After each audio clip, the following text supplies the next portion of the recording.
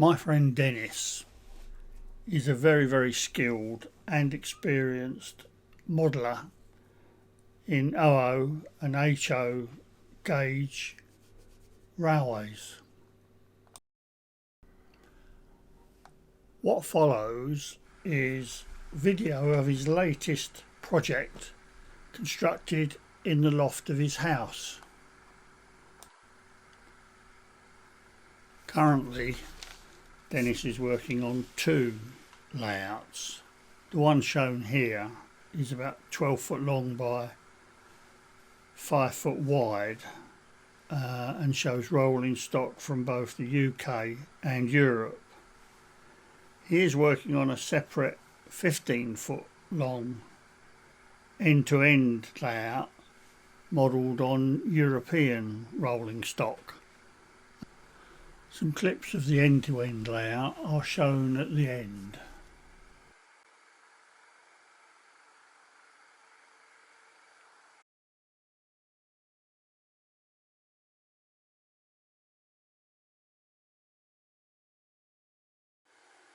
Okay then, Den, tell us a bit about your layout, mate. Okay, well, basically it's sort of three railways in one. We have the upper section which mainly runs all of European stock. I had an old friend in Holland and he used to send it to me, and that's what started my interest off on the European side. The second level down is mainly all English stock with a TGV, which is another item that I got hold of, and it's my nod towards Channel Tunnel. Right, well, so because I might not necessarily be the greatest electrician, I've got it broken down into three separate controllers on three separate lines. That way I can control it without it becoming too burdensome. Now the next thing is that I have a central section which is just for going backwards and forwards. It's just to provide a bit of interest of movement, and the basis of what I see is from my memories as I've moved around the UK, so that's the way that I've done it, and it seems to work for me. I've still got many more bits to do. So how long have you been working on this then, Den? This particular one since 2009, on and off, and a lot of it was in storage for a long time. Then when I got it out of storage, I found that there was various bits and pieces broken, the baseboards were warped, and so I decided to start afresh. And since I now had a room at the top of the house which I could utilise just to make the whole thing my own without impinging on the rest of the household. The biggest bugbear for railway modellers is trying to reach over to anything, which obviously I can't. So there are unfinished sections on this, so in order to be able to do it justice, this whole section comes out in two parts. This comes out in three parts, and this section here comes out in one part. Then I can make my way underneath and be able to lift all of that out at the back, and then I can rewire it so that it will work much better.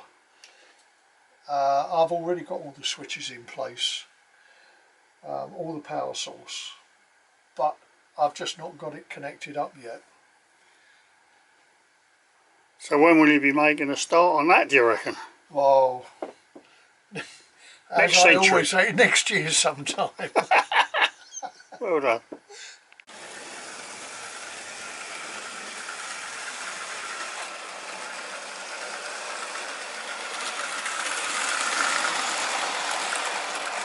It's lovely and quiet, isn't it? You must have a bit of insulation under this. On the ball? Oh yeah, it's got underlay from, I can't think what you call it now, flooring. Underlay that you use under the flooring. And we had a load left over before we moved in. So I saved it all, and it's quite good.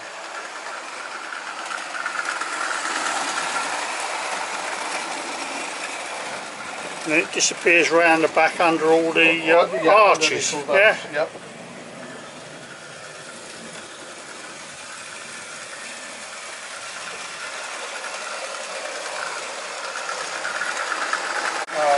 And then I found out that one of the bogies was completely worn out. Oh really? And it just kept coming off, and it kept coming off at one spot over yonder. Right. And it drove me up the wall. It's amazing that a bogie could wear out like that. Well, just to me anyway, really. I know. Must have had a lot of running on it. Yeah.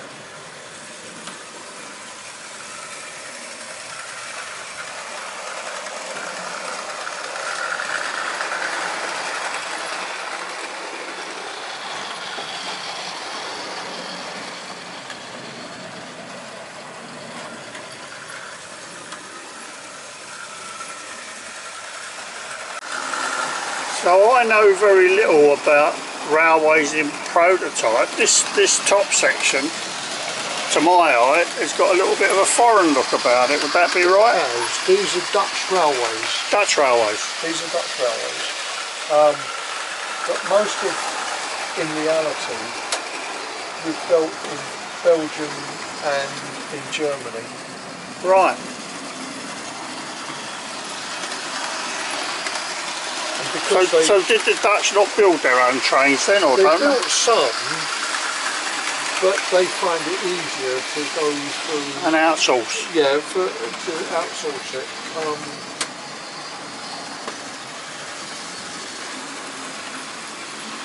Right.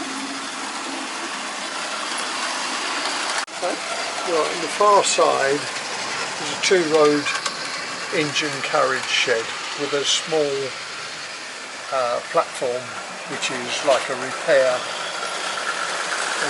centre. Right. Next to it is a traditional, was a Metcalfe engine shed kit, and I've altered it on several different little bits. I've turned it into a sort of hand shape, a wedge shape if you will. Next to it is this one here, is supposed to be just a sort of factory unit, but in actual fact what it will do eventually will be to control the turntable, which is at the moment I'm still waiting for another electric motor for it. Right. Next to that is a through goods shed, an American coaling plant,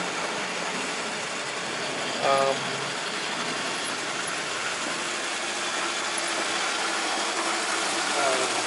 then, hang on, let me just turn this off. Then some sort of diesel tank. It's made out of a piece of drainage tube and some MFI stops that they used. Main station, which is the top comes off and all the people are underneath it. Post box, various bits and pieces. I think that's supposed to be a drunken vicar somehow. It looks a bit of the worse for wear, I'll give you that, mate. This fella here. Yeah. He was standing up recently, but he's gone down. You've had one too many. And I use all sorts of bits and pieces. These are from syringes for delivering pet food. Oh, well. We used to have a dog that was poorly. So what's is this 00, is it? This is 00. Right. The track here is 00. Right. But the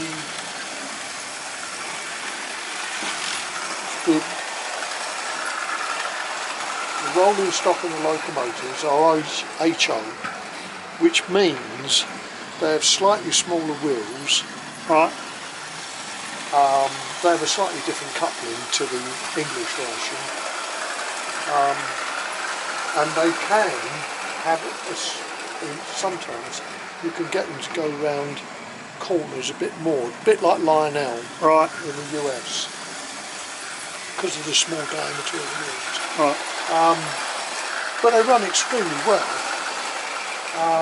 And there's quite a range that you can buy. There's also quite a lot of kits you can get hold of as well. But of course, for most of them, you've got to look in like magazines that deal with European stock. Right.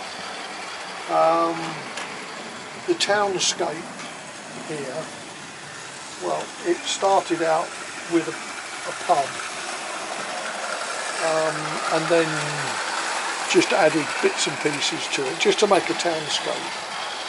The clock tower is my own creation, using any old bits and pieces I had to hand and offcuts. Right. Okay. Then we have another good shed, another station, which I call Bankside. This is not following any plan, it's just something that I dreamed up myself, looking in old books and what bits and pieces that I actually remember. And the other side this is called cheapskate siding, because it never cost me anything. That's good. I like free things. And the scenery is biscuit boxes from a company in Dorset, and then I just cut out of a painting book and put them on Mapleton card, and I just had to add a bit more colour to them. Right. That's how I went on. It's supposed to be Southern Region. Okay. And that's a triangle. It's like a Triang Hornby affair. It's very old. I bought 3 locomotives that were on sale from somebody, and it actually works very, very well. It's a very good locomotive, but I just use it for trundling backwards and forwards, just to give a little bit of interest. Right.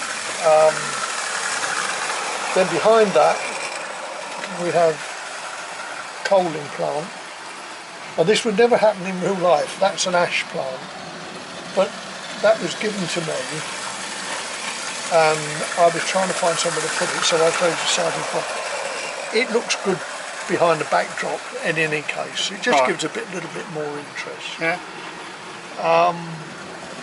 And then the building behind, right over the back,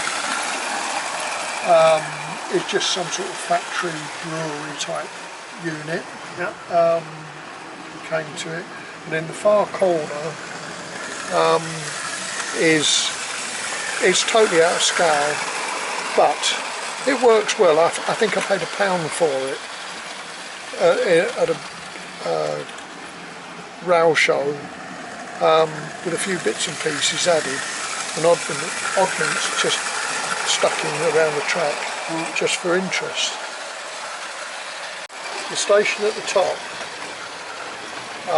is just an island platform, and what I've done, I've taken an old railway bridge, passenger railway bridge, across, stuck it to the platform, and it gives the impression of people going from the bottom line up to the top line. Yeah.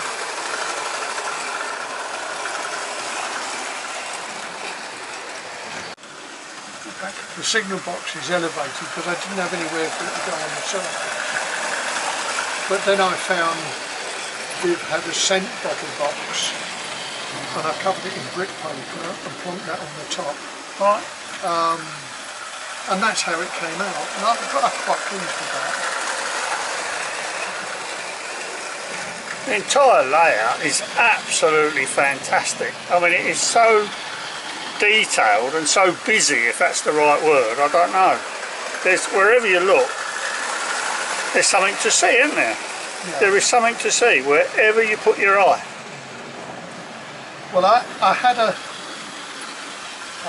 cattle dock over on the far side. Right.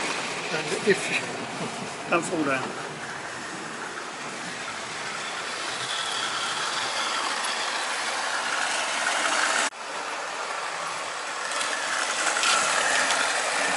This is a house of ill repute. Dennis, that is terrible. It is. What did you call it? A bordello? A bordello, I called it, yeah. Yeah. And I was in a model shop on the North York Moors, and I saw this. Two pigs.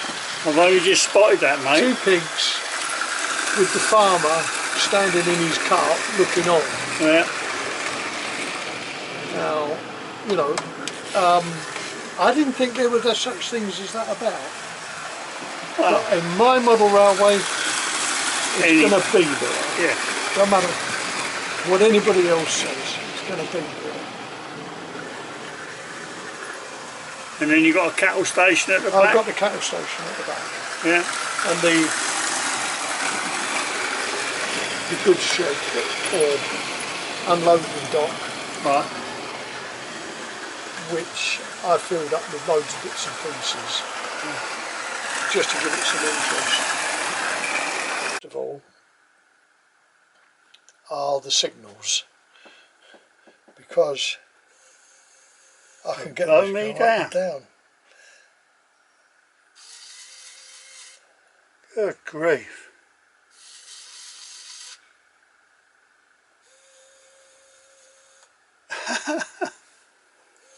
That is unbelievable. And for anybody who wants to know about them, they work best on 9 volts.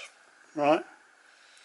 Anything else tends to play havoc with the electronics.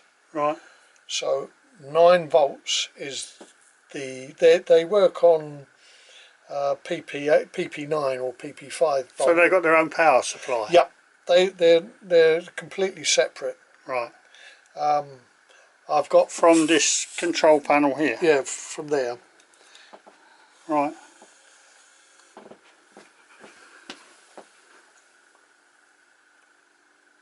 Okay.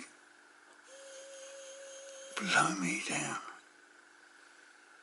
They're very realistic, I think. No, they are. No question about that one, mate. And of course the collection of buses, which is just because I happen to like buses. Right. And there used to be a shop locally that I used to be able to go to, and maybe occasionally he'd have 1 or 2 in, but he's since closed down, so I have to look further afield. The layout itself, the trains, is that all sort of digital? Is this all digital? No, none of it is digital at all. So it's all analogue? Oh yes, it's all analogue. Oh right, okay. When I started, I only had 1 control unit, and I picked it up quite cheaply in London. Then, as time went by, I picked up other control units. There was this one which I got hold of, then this one. I think I already had this. I might have already had this, and various other control units, which are all very well. But then you want, like all people with model trains of any kind, or any other model comes to that, you always want to go one step further.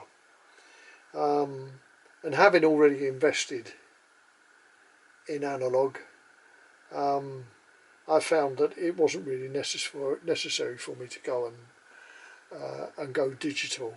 Right. I've never been really clear about the sort of relative merits. I mean, I'm not a model train guy as such. I'm vaguely aware that when you see the digital stuff these days, they have like smoke coming out of the chimneys and sound and stuff like that. But in terms of actual performance, I just don't know really. In your view, it's unnecessary? Well, I don't find it necessary. I'm probably old school.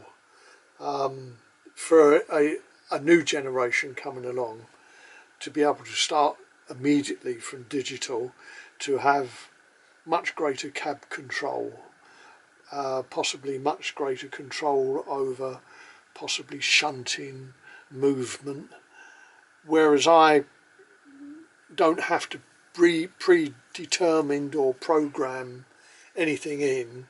It's just what I want to do. It's not, I haven't got to set it up any other way. But I have a great admiration for those that do it. I've got a great admiration for those who understand it, which is, it's a bit like a mobile phone to me. It's beyond my capabilities. But I can work with this quite happily. It holds no terrors for me at all. Right. As for performance, well, if I was running one for people to look at and be able to turn over a little flip card and say, this train is now going to operate and do this, then that's fine. But I don't work on that basis at all. I only work on the basis of what I want to see running. I'm not a purist by any stretch of the imagination, as you can see. I couldn't turn around and say, well, I'm modelling this line on that year, because it doesn't work that way for me. And I'm guessing that it goes without saying that it will never be finished. Oh no, I don't know anybody who has built a model railway and said that it's finished. I watched Pete Waterman recently building his 74-foot model for Chester Cathedral, and he said himself that he doesn't think that it'll ever be finished. His O gauge at his home is never finished, and it's true that, I mean, a lot of people who make this sort of thing would have help. I tend to be on my own. What we call a lone hand, Yes, a lone wolf. yes, I don't subscribe to having to have somebody help me unless there's something that I personally can't do. But all the time I can do it, then I'll continue alone by myself. Really no mates, as we used to say. Oh yes, that was Not exactly. That's I can go along with that.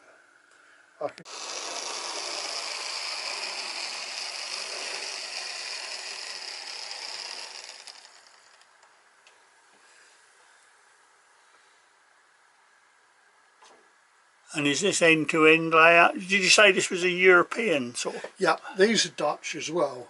Right. The station is called Den Haag.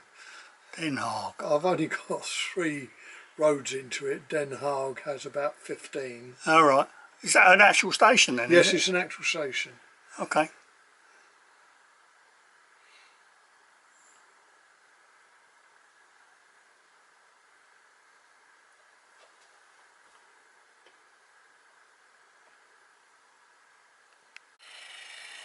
I quite like this little locomotive.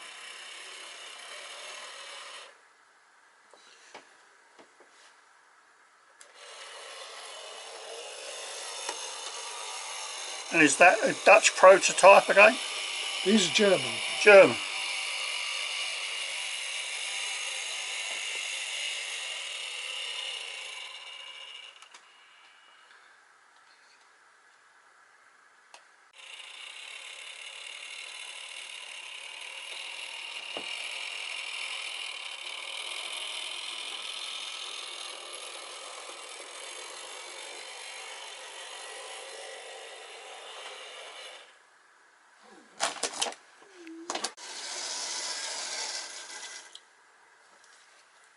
This is quite a nice locomotive. You can see the smallness of the diameter against what Yeah. we would have. Yeah, yeah. So that means that when they're going round curves,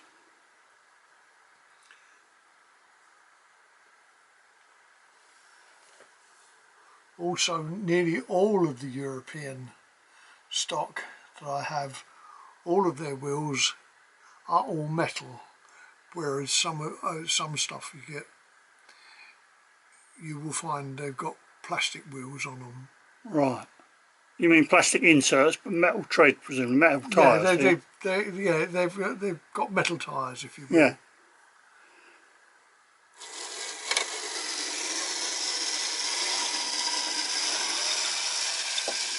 I know nothing about it, but that kind of looks German in outline. Is that wrong?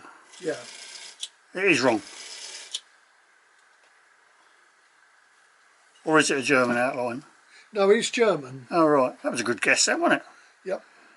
Only I knew what I was talking about. We're doing well, weren't we?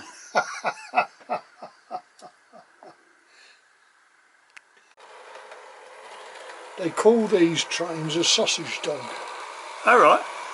I wonder why. because they resemble a dachshund. Yeah.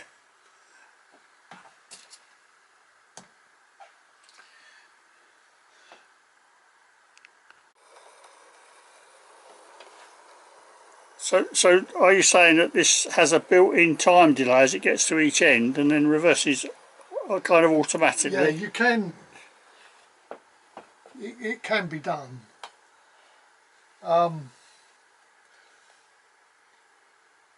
But there are times when